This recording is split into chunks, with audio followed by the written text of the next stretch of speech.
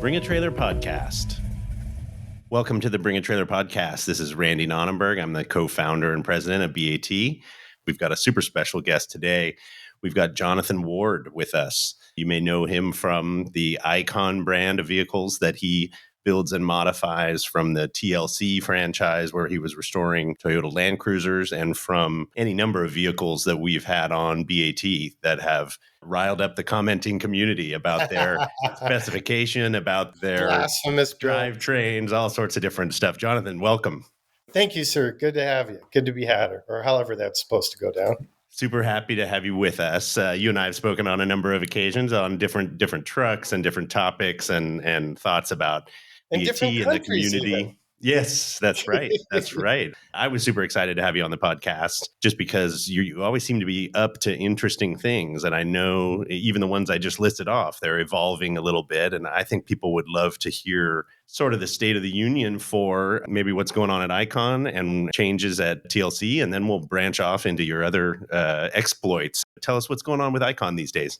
What's going on with Icon? Well, we are trying to keep up with demand, which is something I've been saying for over a decade and have never been successful at, which I guess is a good problem to be had. But by not being able to do so, there's certainly a much more, it's a bigger crowd in this space, which is crazy, right? Because like when we started Icon, everyone thought we were nuts. Like even the other tenants in our multi-tenant commercial little mini mall thing, some of them were car builders too. And they're like, wait, you're going to do what?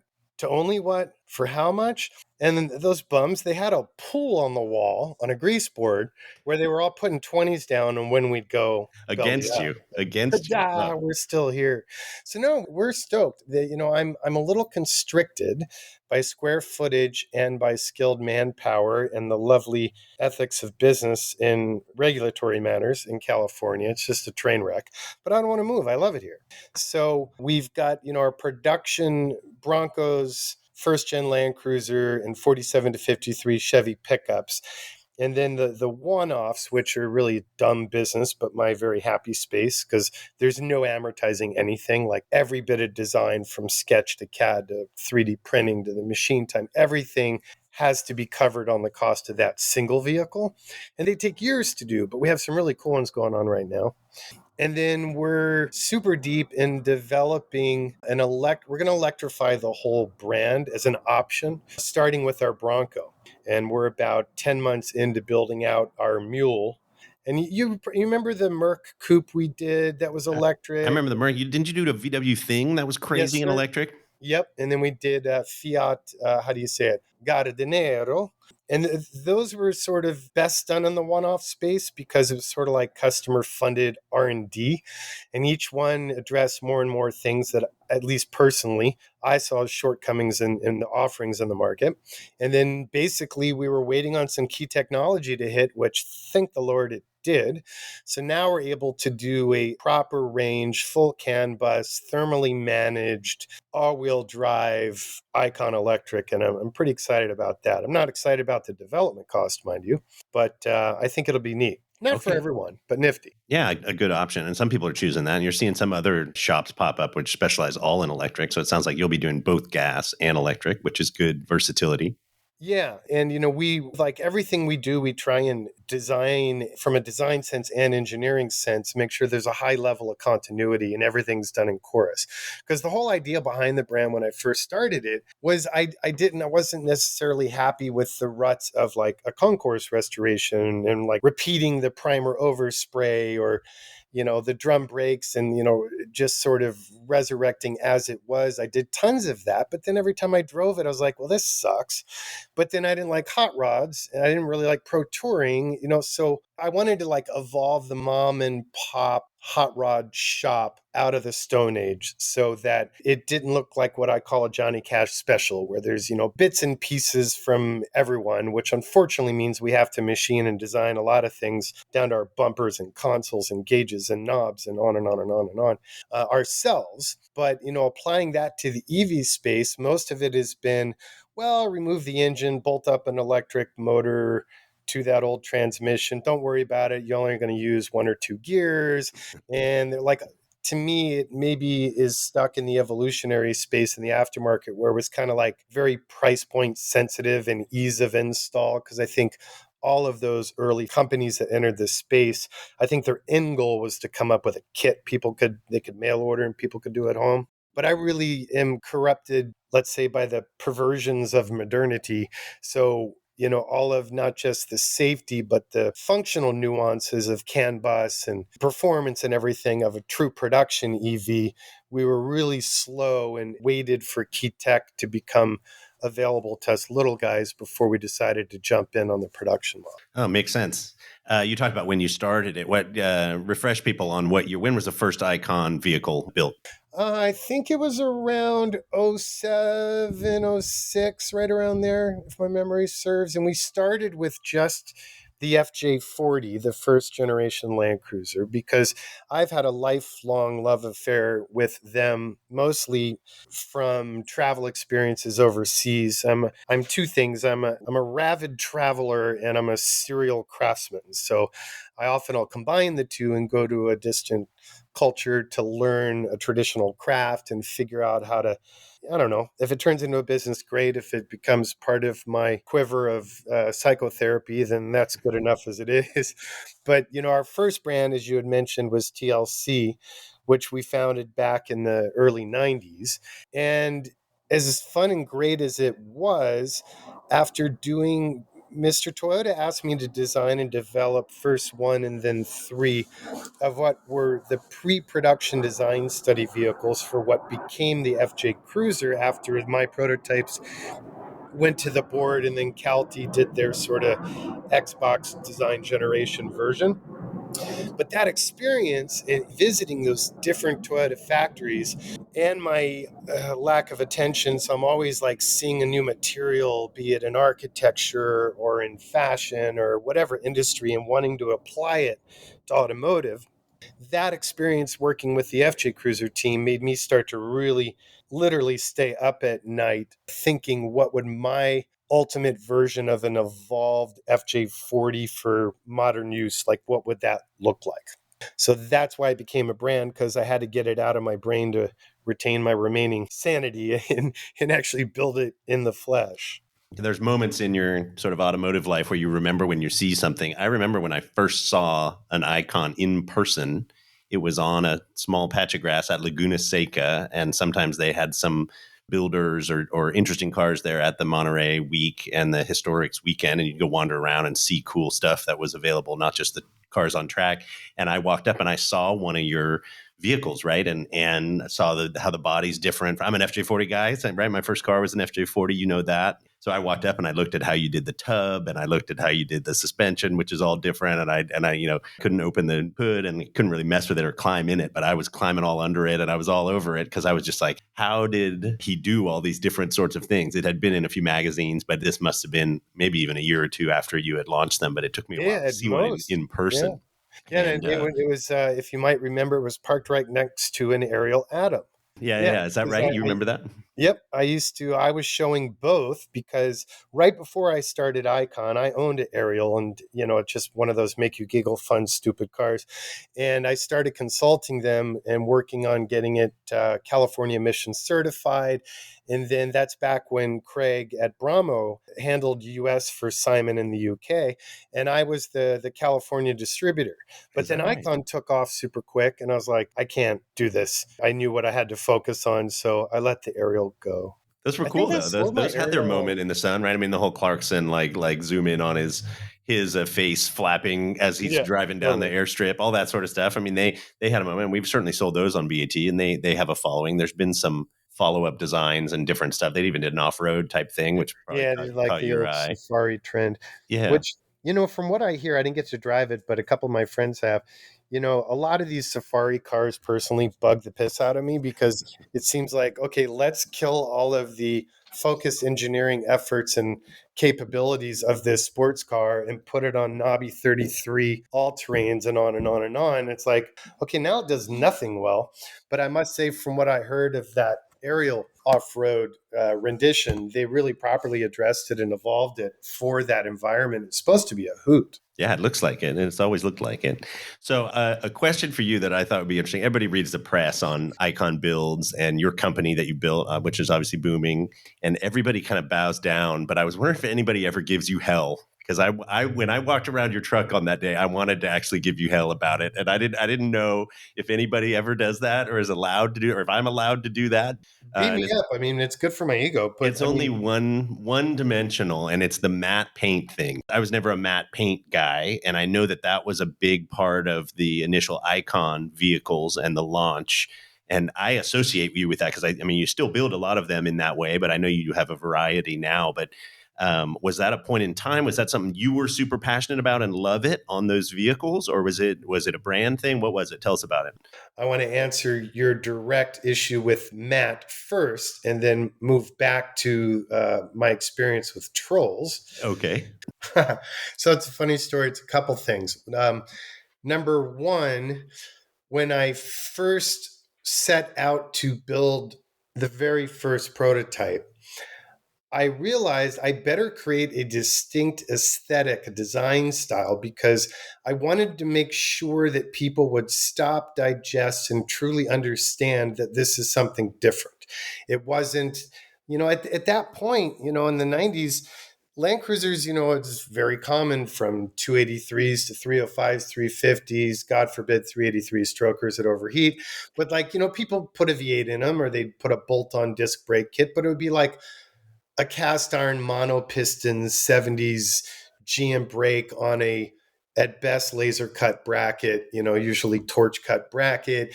They'd leave the 3-speed, they'd leave the non-heli cut gear early transfer case, and it was just kind of like hodgepodge versus I developed the whole thing in CAD and looked at the V8. I wanted to run the at the time the Tundra V8, but Toyota to this day cannot get their head around crate engines.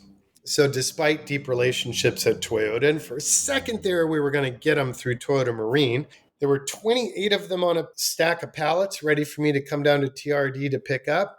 I went down to have a meeting and they're like, plans have changed. They made me watch while they had a crew come in and hole saw into the blocks and then take huge mauls and bash the piss out of them and throw them in a dumpster so that Toyota had legal evidence that they disposed of them, I guess, for their tax write-off or so they wouldn't get Oh in the wrong man. hands, such as mine. And that killed that. I was so bummed. So then, okay, GMV8s, people talk poo about them, but they're great. They're reliable. Everyone knows how to work on them. Parts are distributed globally.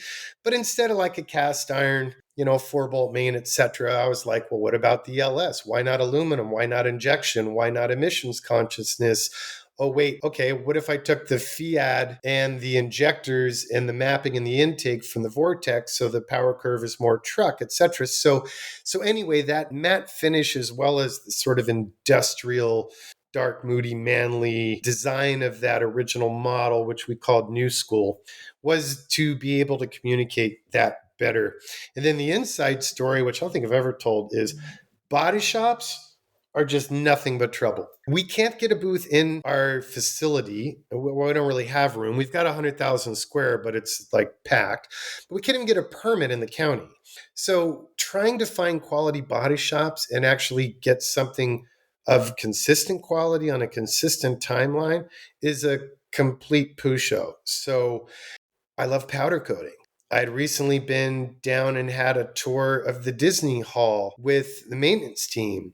And I realized that the exoskeletal form of the Disney Hall, upon which the stainless panels are applied, had this really sexy coating on it. It was super durable. We've powder coated our chassis and interior bits for decades. In fact, we're big fans of powder coating bodies and a zinc rich epoxy primer prior to traditional paint process for durability and rust resilience. But anyway, I drilled down. They put me in touch with Cardinal Coatings, which is also in LA. And they're probably I think they are the oldest powder coat company in the US. and we developed those coatings with them. So it's an SDIC, so super durable industrial coating. It's a Teflon polyester hybrid mix. Once the pigment science was established, then I could geek out and create different color maps.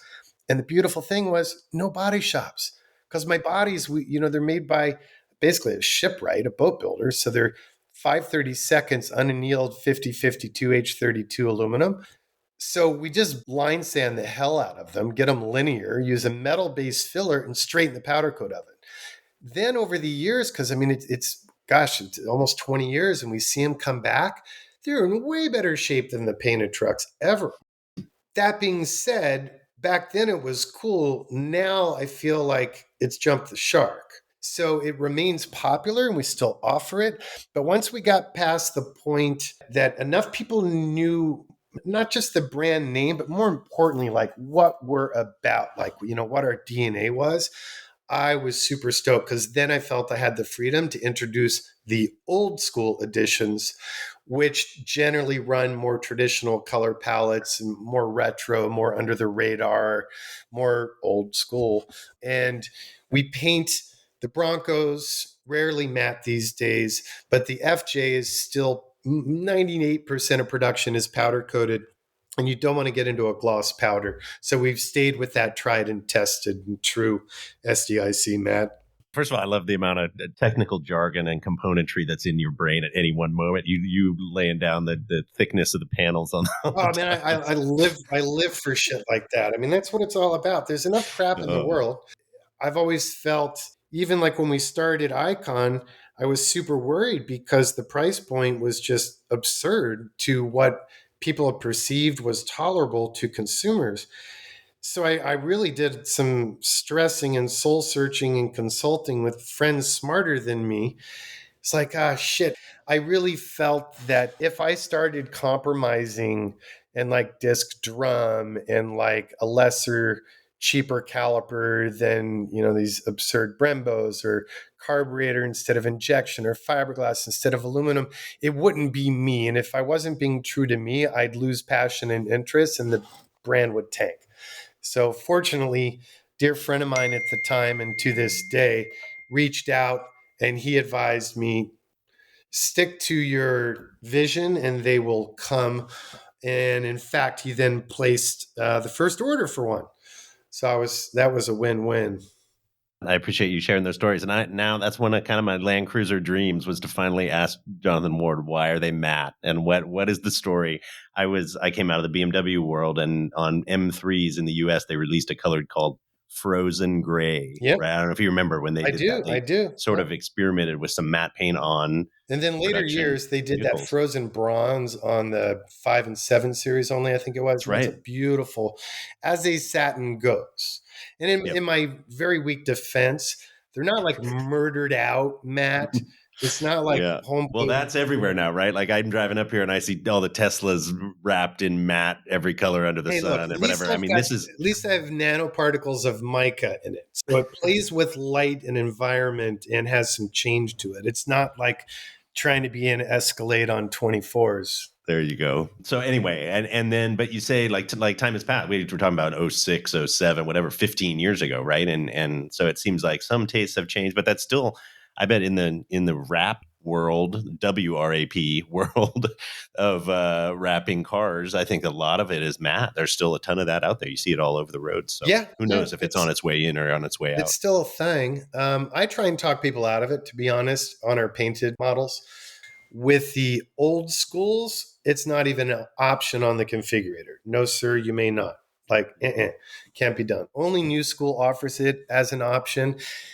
Same with the brush nickel trim. And I really try and talk people out of both of Well, I'm looking right now. When I type icon into BAT, I get 27 results. We've had 27 different vehicles, them.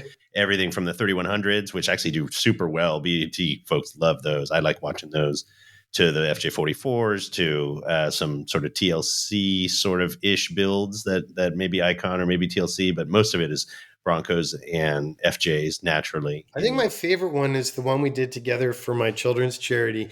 That kick ass, my first roadster, that funky orange old school Bronco. That yeah, one was so cool. Yep, that was super cool. I remember doing that. And no, but it's a super well received brand on BAT and obviously all over the place. I was talking about the press and different things happening with Icon. So anyway, I'm encouraged. You say there's a backlog and a waiting list and a lot of demand, and that's still a healthy part of your life. How much of I know you're dabbling in some other creative efforts, the fashion and leather type stuff that you talk about. Sometimes that sneaks into your car videos. So that's where I Yeah, learned yeah. about that. It's my Um, subplots. yeah, and I definitely want to talk to you about that. But also tell us about TLC though, because I think I learned on social media or something that it's now moved across the country, and I'm not sure if you're involved in it anymore or you're focusing elsewhere. What's going on there? So it got to the point that the best analogy is to say we were kind of trying to run two religions out of one church. So that went through not just product ethos and approaches and processes, but also employee training and expertise. And it just got to the point that I realized I could not do both well. So it just fell into our lap. We found a wonderful partner. We found a wonderful Daniel, to a wonderful guy with great experience to run the shop. I'm still involved, not obviously on day to day, but in consulting, and I travel there several times a year and constant conversation with them. But yeah, now it's bigger than we ever were, and they have in-house upholstery, in-house paint, tons of square footage. Frankly, I'm jealous. They're in a state that actually appreciates businesses opening in the state, which is such a cool idea. Yeah, so they're in Charlotte, North Carolina, and they're killing it. And I was very nervous about handing off my firstborn, so to speak, but it's really worked out well and allowed my key team to focus purely on Icon and refine process and scale and keep evolving product. I'm just chomping at the bit to come out with a new model, but now's not the right time. So for now, it's process and electrification. Thanks for clarifying that. No, I saw that they moved, and then I kind of went and like started digging around, and I hadn't gotten a chance to talk to you about it. So this is my first chance to kind of hear the inside story of doing that. And so no, I can relate a little bit on the firstborn analogy of the business, right? And where it's gone and what it's grown up into. I mean, TLC has been around and done so many beautiful vehicles. We've also had a ton of those on BAT. My favorite FJ 55, I think, ever is a TLC restoration that was on BAT. Yeah, years ago, I think. Yeah. Yeah. 55s, what a pain in the butt to restore. My goodness. But they're so gorgeous. Like, okay, so that's interesting. To me, I'm drawn to all aspects of vintage design. There are no boundaries to me, there are no borders. And transportation, the reason I even ended up with transportation brands is, to me, there's such an extroverted, cohesive combination of so many art forms that I love, some of which I'm decent at, some of which I am expert at, some of which I suck at, but have hired the right people to make me look smarter. But the 55 always seemed funky to me. Same with the 45 LV wagon. Because, like, why not just take the FJ40 and like take a Troopy and turn it into a four door and stretch the wheelbase and reposition that awkward overhang in the butt? And then, like, they never did. And the 55 is so gorgeous, the Iron Pig. But to me, it's almost like if Frank Lloyd Wright had designed a vehicle, right? You get it? Yes. But when we came out with our FJ44, and I do this in design work often, I love playing like revisionist history. So like we're doing, I don't know, like I love Raymond Loewy. So we did the Thrift Masters. Like, what if Raymond Loewy had been on the design team? We just did this crazy 70s suburban 1,000 horsepower beast as part of our Reformer one-offs. And for that, like, okay, that late mid-century time, Mies van der Rohe was killing it, but he never did anything in transportation from my research. So I put myself in his shoes to sort of define borders and create rules. And it's like, what if he had been involved and then executed all the details from that perspective? But to this day, our number one selling FJ is our 6-passenger four-door we call the FJ44, which I just mocked up in Photoshop while on a sales call with a client. So I literally like South Park quality rendered the bugger and emailed it to him while we're on the phone. He's like, yes, that became the first one. He's like, what do you call it? And I'm like, we call it the FJ44. Yeah, the 44. But yeah, I love pigs. They're great. That's a good one. Did you ever do a hardtop on a 44 or any sort of, you're just make them out of Troopies? Like I know most of the 44s have a canvas top, I think. Is that right? Yeah, we've only thus far done 144 with front and rear AC, hard doors, and a hard top, and it was kick ass. It was just brutally, it basically doubled the cost of the Yeah, truck. terrible to do. We have Yeah. another one on order. We do the 40 hard tops more regularly now, very recently now, like not maybe only 10 have hit the street over our history, because now there's really good quality aftermarket hardtop and doors available. Whereas in the past, we were Side panels. The side panels of the hardtop, they a make in whole aftermarket. party now. Is that right? Yeah. Okay. I didn't know So that. we've done a 43 hard. Yeah, we've done all the models on hard tops, but mostly 40s. Let's talk about your charity event that you reached out and we were talking about, and I need to get down to SoCal to come to your next one, the Go campaign. I see this in your emails. If people are signed up for Icon and formerly TLC emails, I would hear about it. But you do an event once a year, and it involves some automotive themes and some non-automotive themes. And tell people about it so they'll know what I'm talking about. Well, the charity is called Go Campaign, gocampaign.org. And the idea is, instead of being your typical Western charity where we show up and thump our Bible or tell you what we think you need, we take a different approach and we identify local heroes in the US and currently in over 40 countries abroad that are already part of a community and have started with an idea that'll have a positive impact on the lives and opportunities of children. Then we bring them not just grant money, but we tie them to our global network of what we call local heroes to help teach them how to be sustainable, increase their efficiency, and increase their reach. And it's amazing. It's kick ass. We're pretty small. I've been involved. I've been on the board for over a decade now, my wife Jamie and I. And we used to have a really fun event at our shop called Cars and Casino. And it actually got too good. It got too big and too disruptive. I mean, we'd have to shut down the shop for 2 days pre-event and 2 days after event for cleanup and damage and on and on and on. And then COVID kind of gave us the excuse to say, oh, gee, Wilbur, we can't do it. But then we were like left with our gala, which is a lot of people's fun and thing, but it's just not really my thing. It's just too like rigid and dressed up white people in front of the step and repeat. And like our audience is much bigger than those that can afford the gala. My weird brain and my deep interest in so many different craft forms.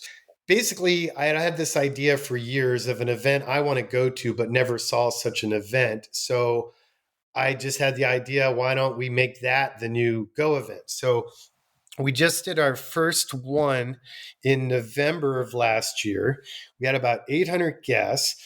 We had about 24 of the top custom car goobers in our space. So, us and Singer and Myers Manx and companies large and known like them, as well as like new legends and a bunch of up and coming small custom builders. And then we had independent creative makers of all sorts of products. We had about 50 vendors selling everything from custom boots and denim and jewelry and hats and woodworkers and clocks and furniture and watches and knives. And just the deal was they had to be independent, not owned by some, VC firm or some multinational situation, just kind of like pioneer free thinker types. And then everyone kindly donated 30% to the charity. And it was such a fun event. I don't know if you know Chances with Wolves. It's a DJ duo out of Brooklyn. And they hosted this crazy party that I went to in Morocco, like in the middle of nowhere, like literally come over a sand dune and then down, and there's like this hidden oasis. And right as we crest the hill, the lights come up and you see the belly dancers and the camel, and this crazy music just starts pumping. And I became friends with the guys. So they curated a 9-hour playlist for us that was so obscure. I swear to you, you haven't heard 95% of these tracks. Every single track was about independence, creativity, and or youth. And it just set the mood. And the event for a first year event, I couldn't be happier. And we're expanding it this year. We're going to make it a 2-day event plus a Friday night hoedown party with barbecue and live music. And it's just super fun. It really introduced a lot more people, not just to the brand, but car geeks to shoe geeks to watch geeks to knife geeks to pottery geeks, etc. Because I think anyone who's in any of those spaces has appreciation, maybe not exposure, education in the other spaces. It was a blast. Fantastic. Thanks for telling me about it. That's more detail. I think I saw a write up on it, and I saw your invite, which I appreciated. So I'd love to check it out in person sometime, and even just hear the set list. Sounds like the set list may be the best part of the party. It isn't the best, but it's epic, and I still rock it at least twice a week. And you're going to get more than invitation. You're going to get an ask, because I want there to be a BAT alum corral and get all the great Bring a Trailer community to bring their tribe and their families as well. I think it'd be really fun. Oh, that's cool. Well, yeah, let's talk about it and talk about the venue and figure out what we can do. SoCal again, I presume, or are you branching out all over the place with these? This will be in LA. For now, just LA, but one of our two founding sponsors is interested in us repeating it in multiple locations across the country. But I don't have the bandwidth to handle it. But I do have a great production team that could. So we might, but I don't want to screw it up. So baby steps.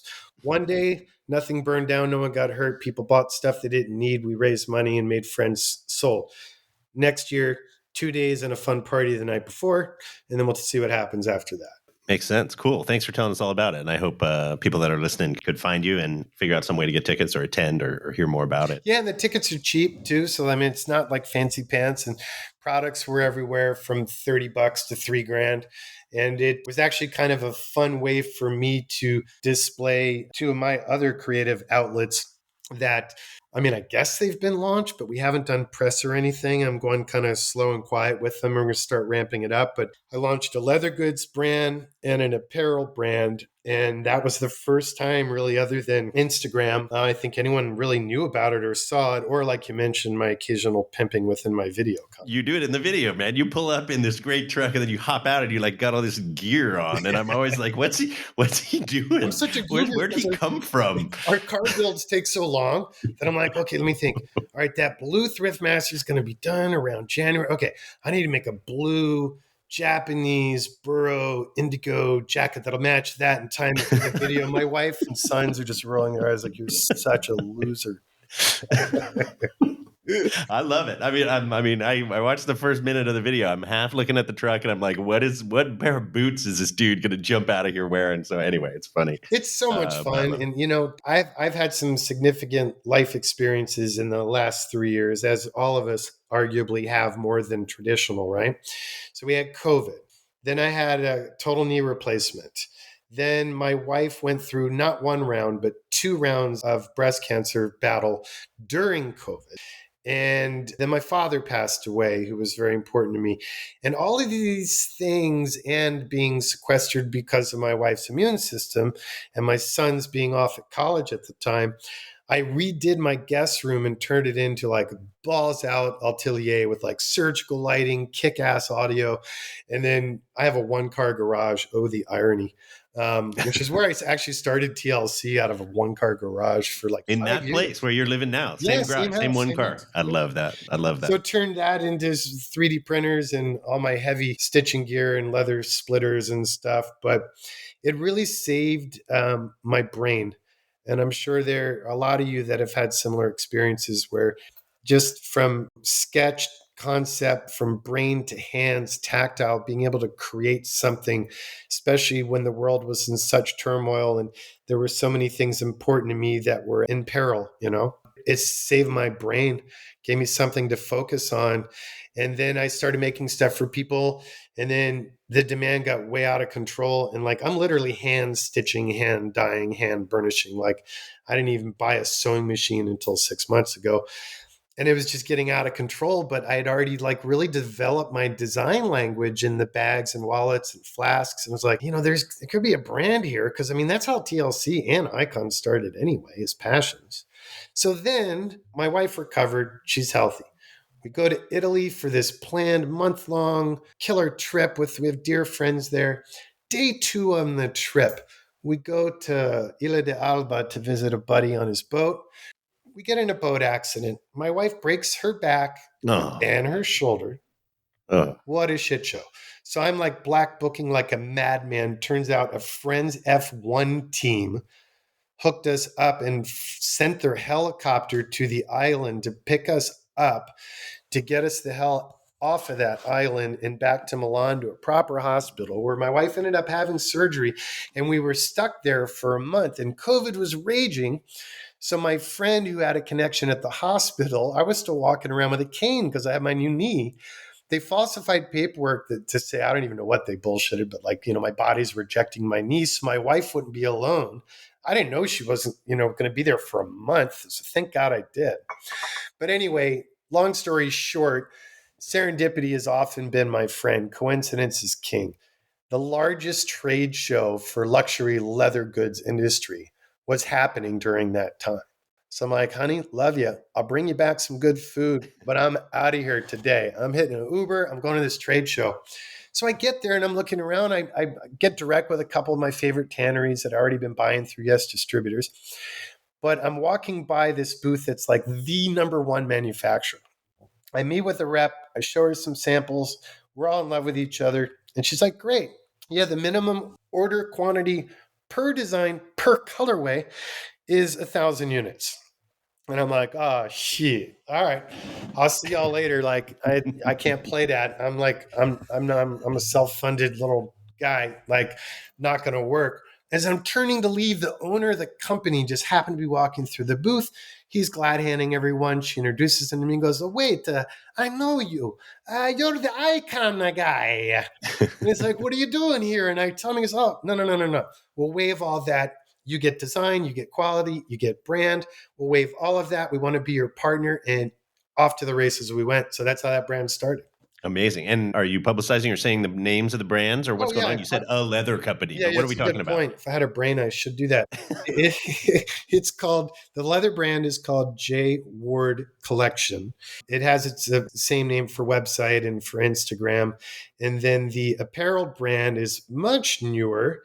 And I'm still actually literally drafting, designing, cutting, stitching, making all of the apparel myself. I'm not a big fan of sleeping and I wake up super early. Rod Emery taught me the value of waking up early. And that's called campfire coats. So I mostly take remnant, super high end, luxury brand, end of run wools and leathers. And then I take vintage and new Pendleton blankets and kind of in like the early trading post style, do these really comfy coats and cloaks and vests and stuff. So some are Western style, some aren't, but like all vintage buffalo, nickel, or Navajo artisanal made buttons and stuff. And it's super fun. That's cool. What's with the Pendleton pattern obsession? You ever put that in a vehicle? I know some people put that into vehicle interiors. It It's can one be of a little those much things. or it can be good. I don't know. It can, yeah, I can make it look bitchin', and a couple friendly builders do it, and I haven't been so bold as to speak up, but it sucks in a car. There's just no Mhm. way. It's going to go to shit in a hurry. Now, you can add interfacing and things to try and beef it up, but a jacquard open wool weave like that, the longevity, you're screwed at launch. They did do a partnership with Sunbrella, and I work direct with Pendleton now, at least purchasing, and they're sending me that new release sample book. Now we're talking because I almost never use automotive supplier, even leather, because it's either so processed, it's trying to not look organic, which I just don't get. That's what vinyl is for. Or I don't know, like all the chemicals and the processing, and then automotive textiles, it's all so price point sensitive that it just sucks. So I discovered years ago from friends in the schmata world and in like interior design, if you stick with like high end industrial, commercial, outdoor furniture, textiles, oh boy, the world is your oyster because the dry rub, the microbial, the bacterial ratings, like all the ratings are heads above the automotive rating. So is the price point. But again, in my little world, I'm already so cost inefficient, it doesn't matter. And then, like, the sky's the limit. Like, we had so much fun playing with all these cool, funky textiles, sometimes vintage. mostly new and not intended for automotive. I like not intended for. That's like good news when I hear that. Or Yeah, now that's I've learned cool. when people say, "Oh, you're crazy. That'll never work." That's also good news. Then you go after it. Yeah. Yeah, I'd love it. I don't know if this probably exists somewhere in your office or the HQ somewhere, just to be able to page through like the different creative one-offs that you guys have done, right? I mean, I'm sure you just like what the customer asks for, you find a way to do it, right? If they'll pay for it. And No, so, no. I wish I no, not no, that much freedom. no. It's funny. Dickerson, singer, Rod Emery, who I think's like one of the best humans on the planet. What a wonderful guy. Has he been on the show yet? He should.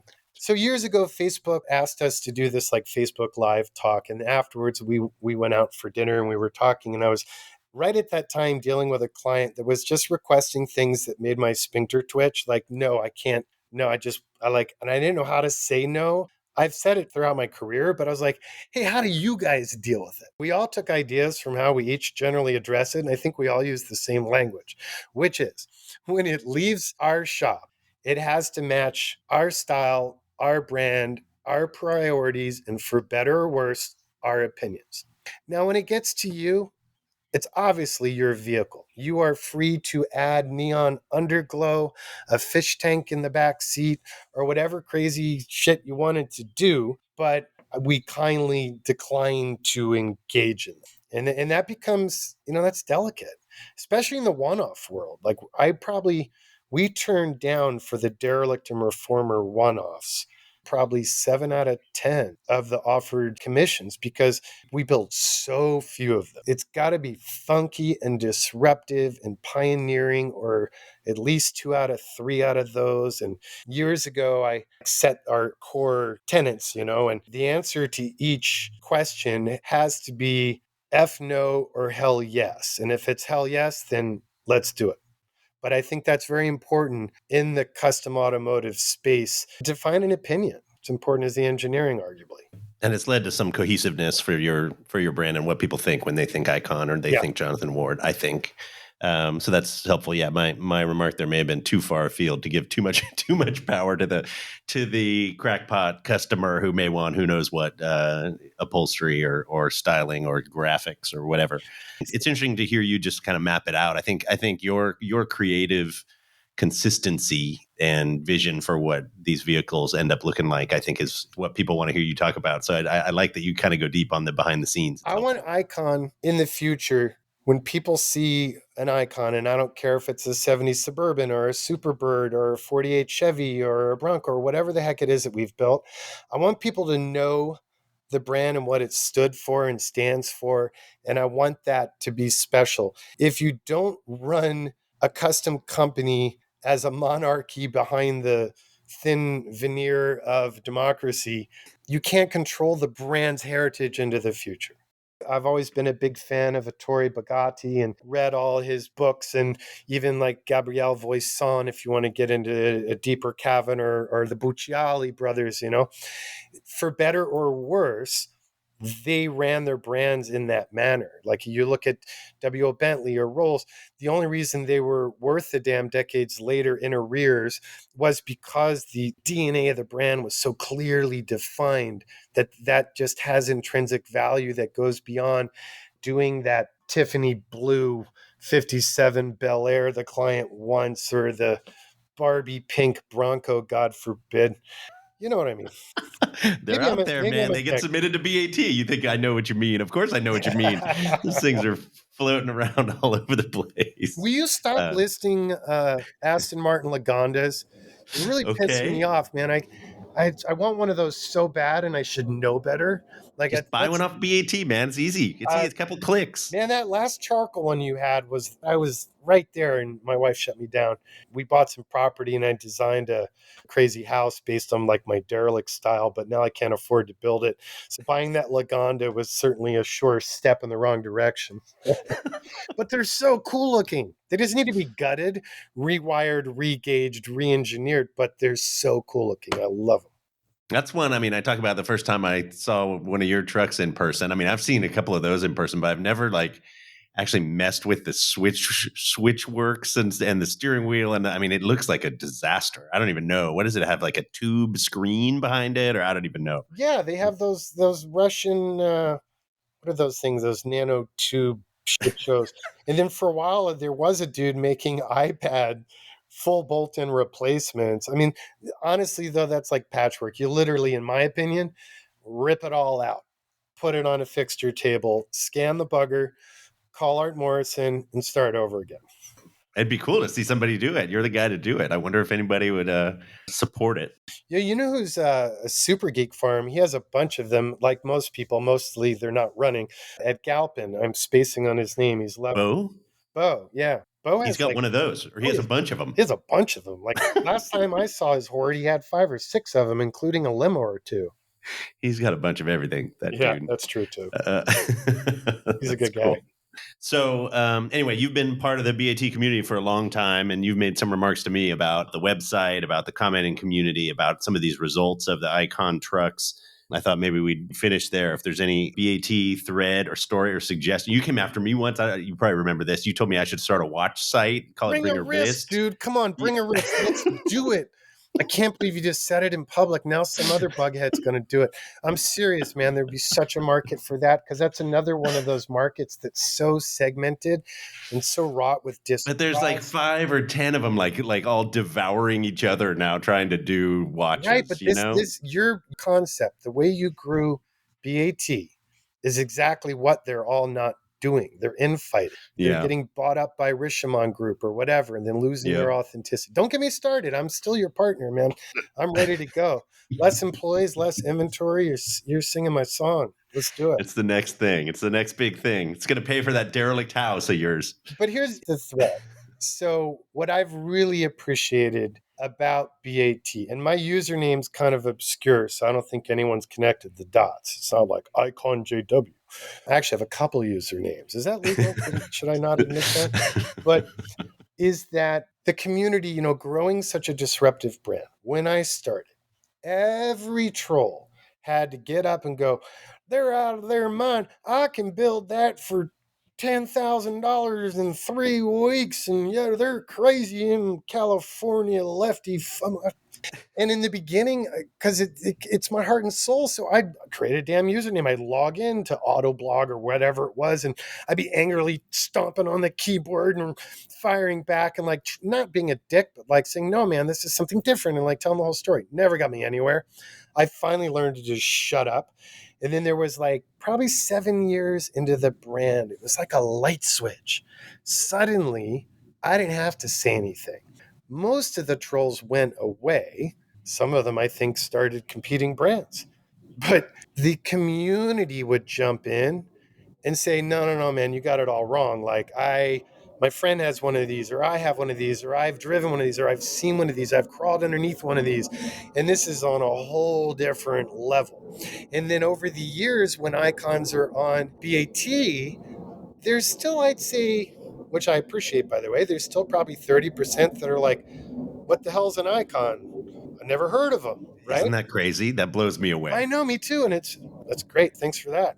But more importantly, the community owns them or knows of them intimately, and they intelligently articulate what we're about and why it may or may not be justifiable. And that just makes me warm and fuzzy. Like, that's just a beautiful thing after decades in this industry, building, not taking somebody's model and jiggering it or copying it cheaper, like really paving new ground. Not always been easy. And it's really means a lot to have gotten to the point to see that intellect in the community. And it's everywhere now, but it's most poignant on Bring a Trailer for sure. Yeah, I appreciate you saying that. It's there's a lot of parallels in terms of policing the community in the early days, and now people kind of police it themselves. And to Yeah. hear them get it and be like, "Hey, man, you're not allowed to act like that around here." But it's not Randy saying that; it's somebody in the community that's actually kind of self Way, way, regulating way and more gets it. valuable. Yeah, And then you're yeah. not worried about like being at Target and someone going, "You're that prick who told me to shut up." Which still happens. Which still Yeah. happens. Remember what you said to me in 2010, Randy, in the comment on that Chevelle? And I was like, I don't remember, but I hope I was right. I don't know. Well, So, it's funny. I've been doing a lot of research on AI, artificial intelligence, ranging from just having fun with it in my Adobe suite and giving it silly prompts just to see what's happening. But also, I'm like dying for it to it's almost there. I want to get me off the videos. Like I already have the cast lined up. Like I want like a 30 something hot Brazilian woman I want to be able to do my videos and have them re-narrated and visually animated by her. Because like people think when they think of Icon, to establish the brand, I had to put on my dancing shoes and grab the mic, right? Because no one else could. Like, who else is going to do it? Now I feel like it's a liability. I don't want people to think of me. I mean, I've got 50 plus people on my team. I'd be nothing without them. Frankly, with all these other tangents and things I've been developing and doing in my charitable efforts, I'm not even there on a day to day basis. I'm blessed with an incredible team as we've built this alliance over the years. It's kind of an interesting brand study. It's an odd conundrum. It's not a bad place to be, but I'm like trying to figure out how to manage that transition. And I don't know if you got any ideas, but AI is my only idea. My brasileira, my carioca. thankfully, I'm less necessary on every single listing, right? 800 a week on BAT. I don't think I could be pulling up in each of those vehicles. We figured out how to Wow, distribute that, but 800 now. That's nuts. I've it's noticed crazy. too, your white glove service has really grown. A couple of your photographers are guys I've worked with, and Oh, really, good. really well done. Well done. Yeah, well, a lot of people want assistance or just spend their time doing other stuff. Don't try to be pro photographers on the side. They just let somebody else do it. So they How's the engage us. service affiliate program going? That seemed like a great idea. So yeah, we have what we call local partners. We have 38 of them, I think, that we have signed up coast to coast. It's all in the U.S., but we're going to expand beyond the U.S.